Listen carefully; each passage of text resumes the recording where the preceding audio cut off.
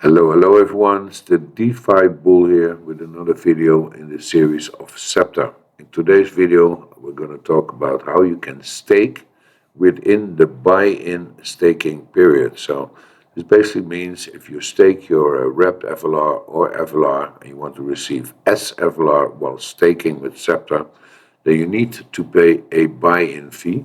And this is because it is for free to stake outside of the Flaredrop period, which conclude of 23 days per period, so to speak. As you can see here in the screen, I'm recording this actually on the 6th of December, but a little earlier than 1400 hours UTC.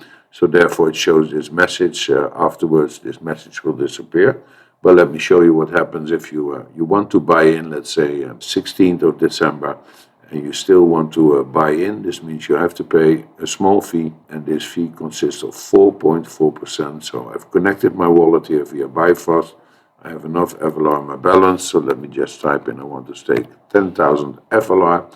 I can see the swap ratio here. We go into all those numbers in another video. But the buy-in fee in this case would be 440 out of my 10,000 FLR, so 4.4%. So the amount of SFLR I'll be receiving according to the swap ratio I showed you above, that is what I will be getting and what is free to use afterwards on other platforms.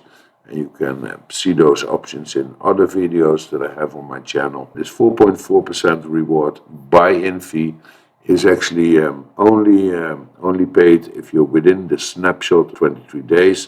And the 4.4% buy-in is moved to the pool with the next Flaredrop. So nothing of this goes to Sceptre. If you agree to this, then you have to understand and agree the above statement. Click on buy-in, confirm it in your wallet, and you'll be good to go. So you can also see the estimated APY here, whatever you have staked or you're unstaking. We'll go into all of that in other videos. Just want to show you how you can stake your Flare or wrapped FLR, receive SFLR within a drop period.